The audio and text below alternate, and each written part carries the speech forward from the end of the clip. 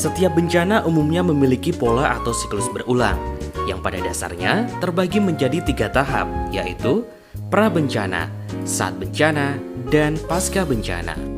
Penanggulangan bencana pada tahap pra-bencana terbagi menjadi 2, yakni 1. Pencegahan dan mitigasi, dan yang kedua, kesiapsiagaan. Tindakan pencegahan yang tergolong mitigasi pasif antara lain penyusunan peraturan perundang-undangan, pembuatan peta rawan bencana, dan pemetaan masalah, pembuatan pedoman atau standar atau prosedur, pembuatan brosur atau leaflet atau poster, serta penelitian atau pengkajian karakteristik bencana. Sedangkan yang tergolong tindakan pencegahan mitigasi aktif antara lain pembuatan dan penempatan tanda-tanda peringatan seperti tanda bahaya, tanda larangan memasuki daerah rawan bencana, dan sebagainya. Pengawasan terhadap pelaksanaan berbagai peraturan yang berkaitan dengan pencegahan bencana. Pelatihan dasar kebencanaan bagi aparat dan masyarakat. Pemindahan penduduk dari daerah yang rawan bencana ke daerah yang lebih aman. Kemudian, apa saja kegiatan yang termasuk dalam upaya kesiapsiagaan?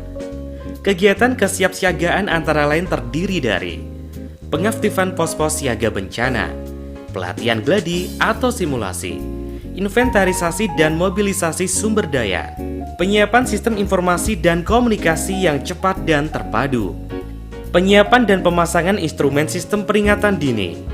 Dengan mitigasi dan kesiapsiagaan, risiko bencana dapat dihindarkan serta dapat diminimalkan. Penanggulangan bencana pada tahap saat bencana disebut dengan tanggap darurat bencana.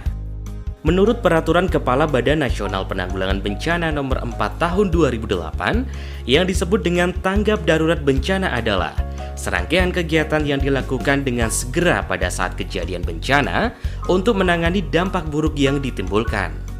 Penyelenggaraan penanggulangan bencana pada saat tanggap darurat ini meliputi pengkajian secara cepat dan tepat terhadap lokasi, kerusakan, kerugian dan sumber daya, penentuan status keadaan darurat bencana, penyelamatan dan evakuasi masyarakat terkena bencana, pemenuhan kebutuhan dasar, perlindungan terhadap kelompok rentan, serta pemulihan dengan segera prasarana dan sarana vital. Atau dengan kata lain, tahap tanggap darurat merupakan tahap penindakan atau pengerahan pertolongan untuk membantu masyarakat yang tertimpa bencana guna menghindari bertambahnya korban jiwa. Tanggap darurat langkah yang tepat, evakuasi terlaksana cepat, masyarakat berhasil selamat.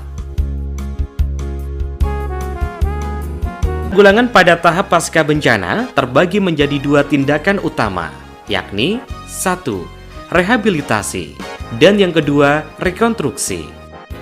Sasaran utama rehabilitasi adalah untuk mengembalikan kondisi daerah yang terkena bencana yang serba tidak menentu ke kondisi normal yang lebih baik, agar kehidupan dan penghidupan masyarakat dapat berjalan kembali. Yang termasuk kegiatan rehabilitasi antara lain, perbaikan lingkungan daerah bencana, perbaikan prasarana dan sarana umum, perbaikan rumah masyarakat, pemulihan sosial psikologis, pemulihan kegiatan bisnis dan ekonomi, serta pemulihan fungsi pelayanan publik. Sedangkan, rekonstruksi bertujuan untuk membangun kembali sarana dan prasarana yang rusak akibat bencana secara lebih baik dan sempurna. Yang termasuk kegiatan rekonstruksi antara lain, pembangunan kembali prasarana dan sarana dasar seperti jalan, listrik, air bersih, dan lain sebagainya. Pembangunan kembali sarana sosial masyarakat seperti tempat ibadah, balai adat, dan lain sebagainya. Pembangkitan kembali kehidupan sosial budaya masyarakat, penerapan rancang bangun yang tepat, dan penggunaan peralatan yang lebih baik dan tahan bencana. Dengan rehabilitasi dan rekonstruksi yang tepat, dampak bencana dipulihkan dengan cepat. Kehidupan masyarakat kembali aman dan selamat.